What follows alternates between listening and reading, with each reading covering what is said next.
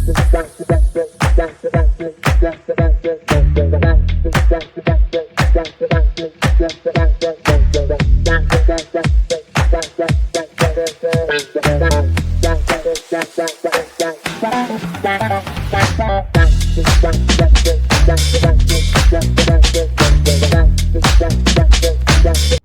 hey friends, today we're going to be making curried chicken with a southern style twist, so southern curried chicken. Alright, what we've got, hopefully you've already done the chicken video, boiled chicken, but we're going to shred this and use this in our curried chicken. That'll be one of the last ingredients that we add.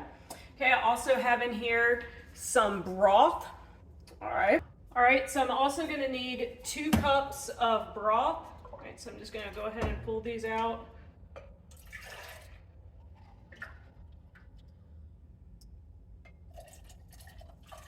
And set that aside, maybe a little extra for good measure. All right, so that's about 2 cups. All right, so some notes on curried chicken. I've also got some onion cut up over here. This is about half of a large onion. And we're gonna need salt, pepper. We're gonna need about a 1/3 cup of butter. Okay. We're gonna need about a 1/3 cup of flour, along with salt, pepper, Worcestershire sauce, and of course, curry spice. Okay.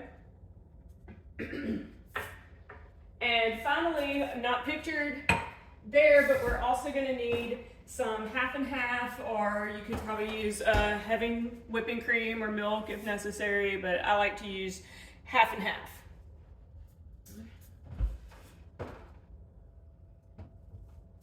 So if you're not familiar with curried chicken, it's going to be a little bit of Indian flavor inspired dish. Like I said, it's got a southern twist on it, so it's not going to be quite as spicy as what you might find in an Indian restaurant. It's more of a southern Americanized version of this dish. And typically we serve it over rice, okay? So I usually just get some minute rice to microwave, like the single serving cups. But I'm not going to go through the rice cooking here. You can usually just get, like I said, some microwavable rice, or yeah, just follow the instructions to cook whatever type of rice you like and you get. Okay, so we're going to start this out. I've got my favorite green pan dish right here, and we're going to start out by just glazing our onions in our butter. Okay, so this is a 1/3 cup of butter, approximately. You can do a little more, a little less. So I'm going to let this melt.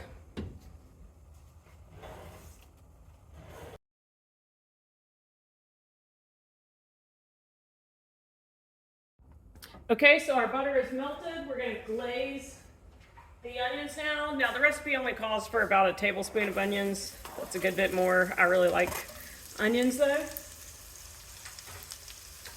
So like I said, that's about a half onion.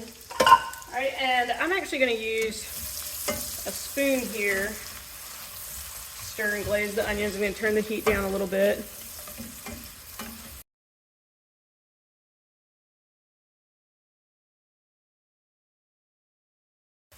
All right, and then what we're going to do next, after we get the onions kind of soft, that's what it means by glazing them, okay, is we're going to add some flour, right? And essentially what that's going to do is it's going to help us to make what we call a roux, okay? A roux is a nice base if you like kind of thick soup stuff. It's going to help, it's going to be kind of like a thickening agent for whatever you're making, okay? And once again, this is my green pan. I'll link to that on Amazon in the comments. I just really like this pan because it does a really good job with the non-stick surface, okay? All right, and you can see that right there, that's just a little chicken because I was using the spoon to help get the chicken out of here, and I just cooked that today, so it's all good, okay? So I'm probably rushing this a little, and see, I use so many onions that I might want a little more butter in here.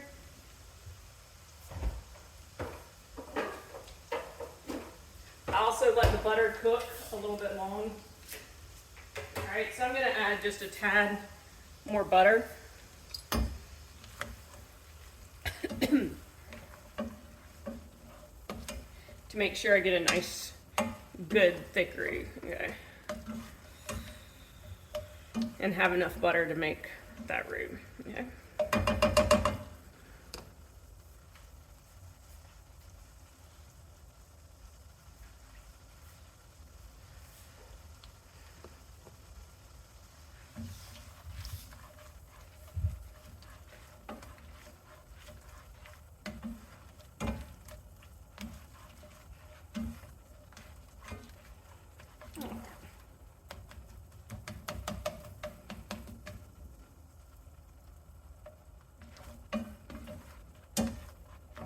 So you probably don't need quite that much butter. Yeah, a third cup is a pretty good amount, but I just wanted to make sure I have plenty because I did use a little more onion than the recipe calls for. Okay, a little more. I used a lot more. I like the onions. Okay. All right, so now the onions are kind of starting to get glazed. You can cook them a little longer, but they're gonna keep cooking too, okay? And so you can see that they're kind of starting. I guess ideally, you want to see a little browning on some of the onions. So we'll keep going for a minute.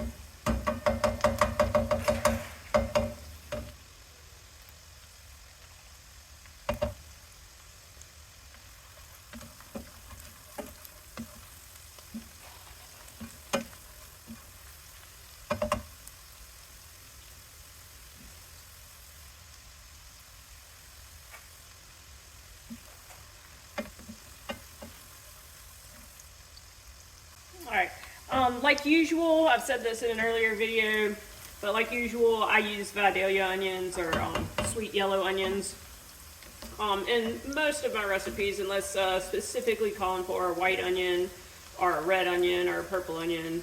I'm going to go ahead and use the Vidalia onions.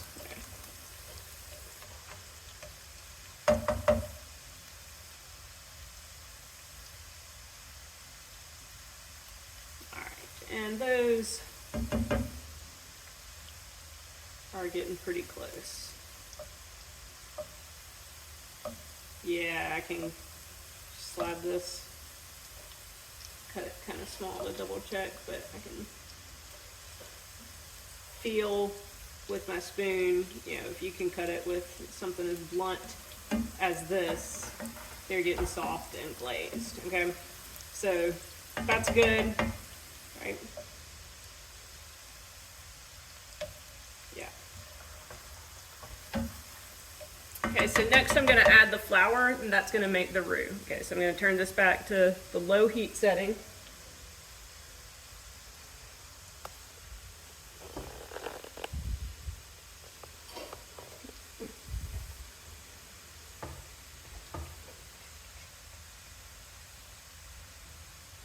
All right. And here I have a little over a third cup for my flour. Okay, I'm just going to kind of sprinkle that.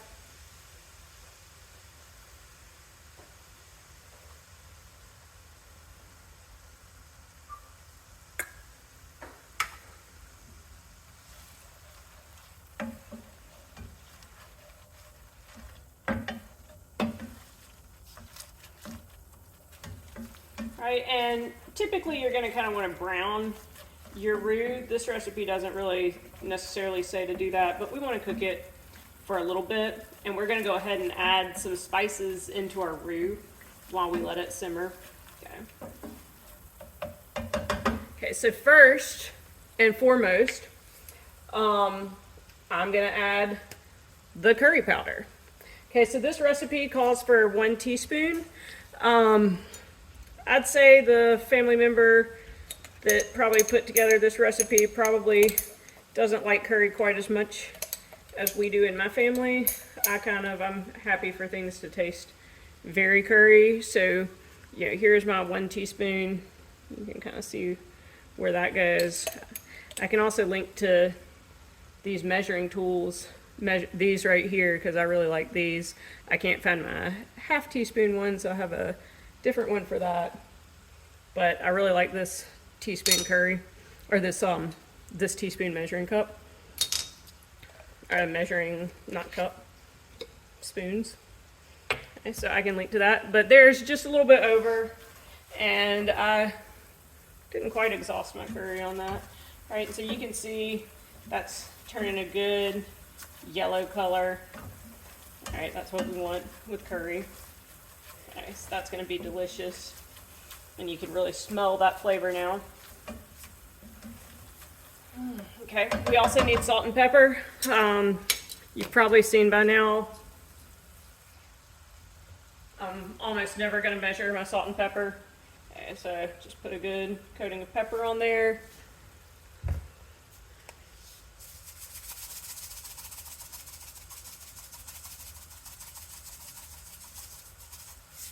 And like salt.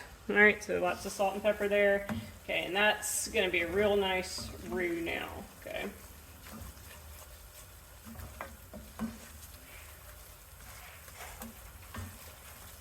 You might hear the crates. My dogs are basically in the kitchen here in their crates, and yes, it's plural. This week, got a new dog. Probably gonna end up being named Jewel. Haven't 100% decided on that yet, but that's likely its name, Jewel, the unit of energy. Alright, and she's a cute little poodle puppy. Might bring out there. And I've got my other dog too. She's really big. She might get up here and try to get in things because she might not be the best trained dog ever. And she's 2 and half lab, so she's still a lot of puppy as well. So they'll have fun together. Okay. So now we've got this nice roux, right, with the spices already in it. Okay. Let's go ahead and add some Worcestershire. I don't know how to say it. That's my best attempt. Okay. Worcestershire is how I always say it. And we've got a half a teaspoon of that. I don't have my good teaspoons and a half teaspoon. It seems like it's been hidden from me. So we'll just use this kind of cheaper plastic one. Just fun. This is all whatever feels right. See, that didn't seem to go very far, did it? Boop, boop, boop. Okay. All right, and see, this is that's just really good, well-cooked roux, okay? And again, this pan, you can see, some pans might not do as well pulling this roux off. It might kind of burn and stick to the bottom.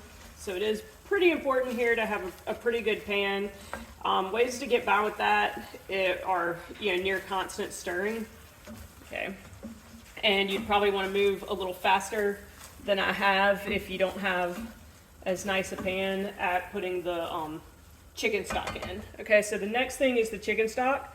The recipe says 2 cups of chicken stock. I've set aside a little bit more here, right? Okay, and it's really kind of cool to see how roux do when you add the liquid into them. Okay, one day I'm gonna actually read about all the food science that goes into this, right, and why that happens. But I should read it before I do these videos so that I can sound all knowledgeable and cool. But I'm not, and I don't actually know. And every time I cook, I'm like, that's so cool. I wonder what makes it do that. And then I don't ever think about it until I cook it again and do the same thing, okay? So if anybody wants to add in the comments the mechanisms going on here, I'm sure everyone would appreciate that.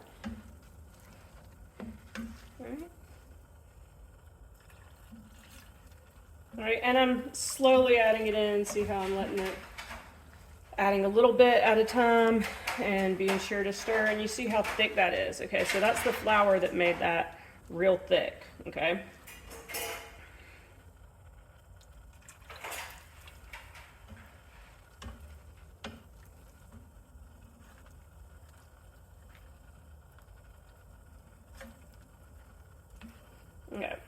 And typically here in these recipes, I'm going to give you the recipe amount, which is probably going to be more suited to people who are, you know, kind of just starting out cooking, who really want to be precise, or you know, who aren't sure about the flavors or aren't sure about the company and don't really want necessarily a strong flavor. For one thing, you know, curry actually is a pretty strong flavor, and a lot of people don't respond to it well. I happen to love curry, and so I don't mind stumping my toe a bit on these spices. You know, you're probably not going to oversalt something for me and my family, except, you know, if the heart problems develop and things like that. Hopefully not. But, you know, if you're cooking for somebody who's got those sorts of ailments, then obviously you need to watch those spices a lot more. Okay. And so I think that was about 2.5 cups starting out. So I've almost used it all.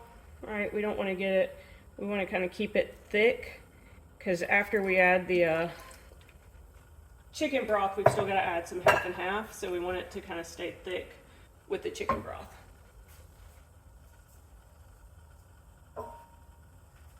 Okay. Also, you probably don't want to like leave your utensils in your pan for very long, because otherwise they might kind of turn out like this. So I say that as I sit there and leave my utensil in my pan. Right? So we get it stirred real well.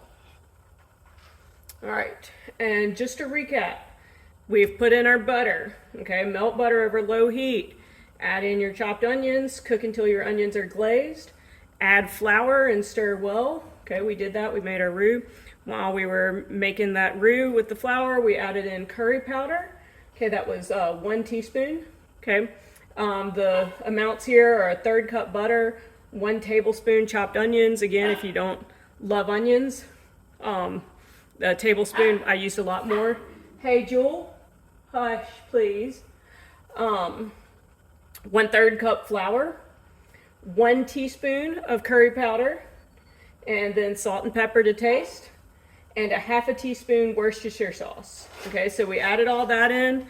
And then we slowly added in the 2 cups of chicken stock, okay, and have that thick roux. All right, so that's where we are right now. Okay, and in this recipe, I spelled roux way wrong, I'm pretty sure. I don't know how old I was when I put this recipe book together. I mean, I was an adult, but apparently I still spelled roux like the French word for street. R-U-E, and the Louisiana word, probably French, I'm pretty sure is R-O-U-X. So, yeah, that's what we're doing here. All right, so now we've got that. So the next step with our thick roux is to add in the half and half, which we need 1 cup half and half, and then I need to shred that chicken over there and add that in. Okay, so I'm gonna pause. Okay, next is the 1 cup half and half. Okay, so here's my half and half. Whoa.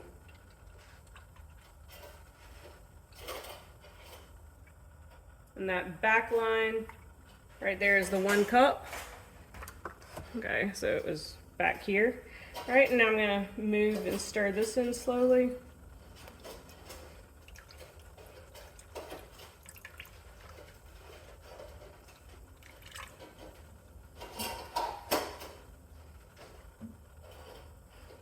Okay, and it's not going to be quite as thick once I add this in, but it should still be more of a sauce than a soup, right? We don't want it too watery, so that's why we kind of add things slowly to make sure we don't overdo anything here.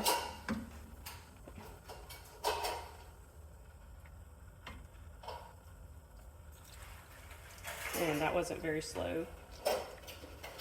I say to do things slowly, but then I'm a super impatient person. Okay.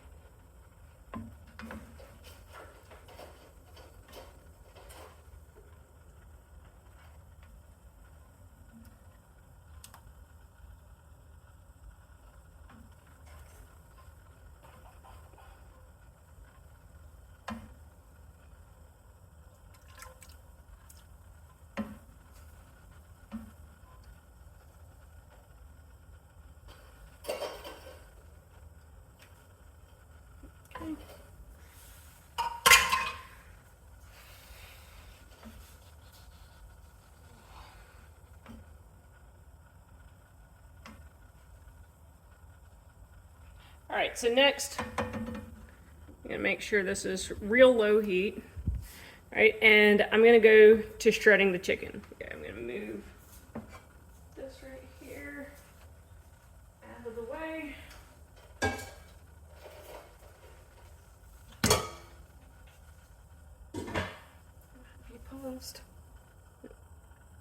All right, so I've got my chicken over here, and I'm gonna start shredding. I'm just gonna do some of it probably for the video, because I'm pretty sure I didn't do real shredding.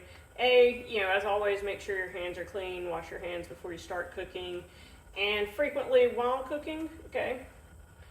All right. But see, I'm just gonna, remove the skin.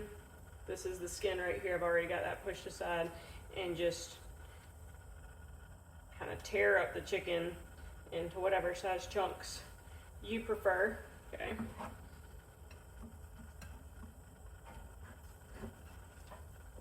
And I've had this sitting out for a minute so that it's not so hot and something that I can use my hands on, but it's still pretty warm. Okay.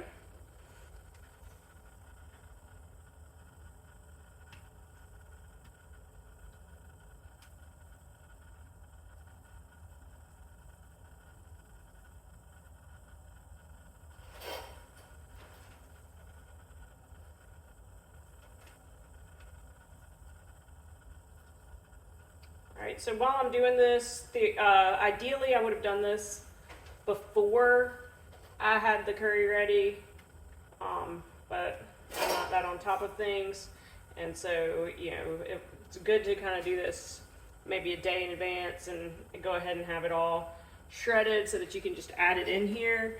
But since I didn't do that, I need to make sure that as I'm shredding it, that I'm very frequently stirring the curry. Again, this is a great pan, but you don't want to overcook the bottom or have anything sticking to the bottom. And if your pan is a little more loved, older, you know, things like that, cheaper, then it definitely is going to need that stirring. You might want to make more effort to get your chicken plucked before you finish your curry. Okay, if I had somebody else down here, I'd have had them doing that while I was finishing the curry. But I'm going to pause it, finish plucking some chicken. Okay, so that's all the chicken that I'm going to do just for this curry chicken. So you can see, obviously, I'm not using all of that chicken. Don't worry, I'm not wasting that. I'm going to use some for other dishes that I make and freeze and things like that. So I'm going to save the rest of this chicken and use it later. I'm probably going to give my dogs just a tiny bit. We talked about this in the last in the last video though. Video for how to boil chicken, also linked to in the comments. But we talked about this. You don't really want to give your dogs a lot of this kind of boiled chicken because it's got onions with it and salt and pepper and that type of thing. So I'm going to try to get some real near the bone and just give them like a tiny little piece because they can smell it and they're kind of going crazy right now. But some tiny piece near the bone, not a lot, definitely something to do sparingly. And like I said, it's not really recommended for your dogs. This is not the type of chicken to boil them if they're sick and feed them. Okay. We also talked about in that video, but just some shortcuts. Not a shortcut. I would totally use split breasts if my grocery store carried them, but they don't. So I use whole chickens, and I just try to make a lot at once. So like I said, I'm going to save this meat and make some other dishes with that. So I would totally use split breast instead of whole chicken if I got them at the store. If you don't have time to do the boiled chicken, or that just seems too extra for you, you can get a rotisserie chicken and use that instead. Just make sure you kind of get one with, you definitely don't want to put like a Cajun seasoned chicken in here. It would make everything taste weird. Okay, so get one that's very mildly seasoned, okay, or not seasoned if you get a rotisserie chicken, right? But here we go. I'm putting all the chicken in. This is the last bit of the recipe, is to add in that chicken, right? And so that was probably one really large breast of the chicken. Okay, and I'm going to stir that in.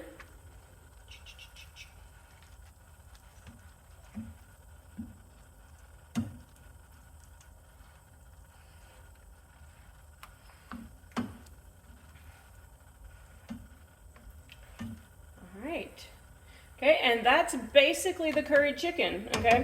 So what we're gonna do next,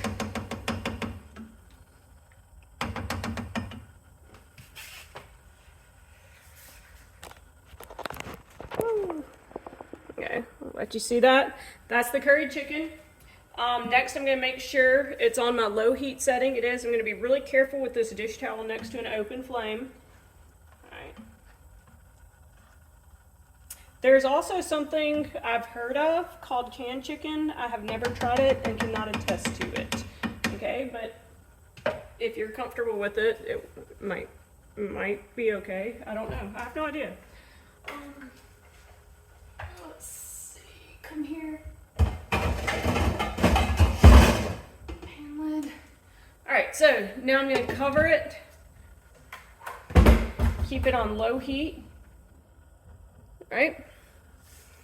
And let it simmer for about 30 minutes. Okay. Okay, so I let the dogs out because I think everybody should get to meet Jewel while she's an adorable baby pup on my pants leg. Yeah. And then this is Simi. This is my older one. All right. Her real name is Persimmon. We call her Simi. All right. Going back to cooking. Like I said, we serve this typically over rice. All right, I like to use just some minute rice that I can put in the microwave for single servings because it's usually just me and my husband that I'm cooking for here. Okay. And I don't know if y'all can see or not. This dog is on my pants leg. Where are you? Where are you, puppy? There she is. There she is. And so I like to use the minute rice and just microwave it because that's going to be easy. While it's simmering, you've got 30 minutes. I put 30 minutes on the clock before I got the dogs out, and got 25 minutes left. So while it's simmering is a great time to work on your side dishes. Okay, some easy sides would be things like Sister Schubert's rolls, right? Jewel, where are you? Okay, drinking. So Sister Schubert's rolls would be some easy sides. Butter beans would be great.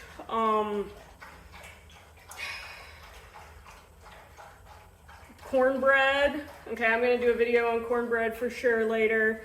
Anything else y'all can think of? Lots of other stuff. Any sort of bread would go well. And most veggies. You could do like a veggie stir fry. That would be delicious. Really, one thing that I do kind of like to do, you could do like English peas. English peas would be really good, and that's just like putting a can and warming it up, maybe adding some butter and salt and pepper, right? And yeah, that'd be really easy. That's probably what I'm gonna do with this, so just English peas. But you know, the thing with side dishes that I try to keep in mind, do you wanna get on camera soon? I don't know if you're on camera or not. Are really just that if you can, I like to try to have the color varied, you know, so that I'm not making like all yellow food. So like deviled eggs aren't necessarily something I'd really want to do with this dish. Okay, come here, Jewel. Get off my pants leg. Oh, yeah. Okay, we're gonna put you on the camera. I need like a mirror or something so I can tell what's in frame. I've started kind of purposely trying to leave my face out, so I've probably got my face in frame now on this video. But yeah, this is Jewel. Jewel. Oh, this is my puppy. Puppy. All right. And so, yeah, just work on your side dishes while it's simmering. That's one of the really good things about this dish is that you have that time to just let it simmer and go in and stir occasionally. Okay, I should wash my hands, but I'm not going to. Right, and so go ahead and stir occasionally and then just, you know, work on your side dishes. So I'm gonna probably get started on some Sister Schubert's and probably opening a can of peas, because that's pretty darn easy, right? And playing with my new puppy, finding my daughter. My husband has her upstairs playing with her, and so we'll just have some time while this is finishing up. I hope this has been a blast for you and that you've learned something and that you like the dish. Again, curry is kind of a flavor that not everybody likes, but hopefully if you're watching this video, you like that flavor. All right, I'll sign off and see you later.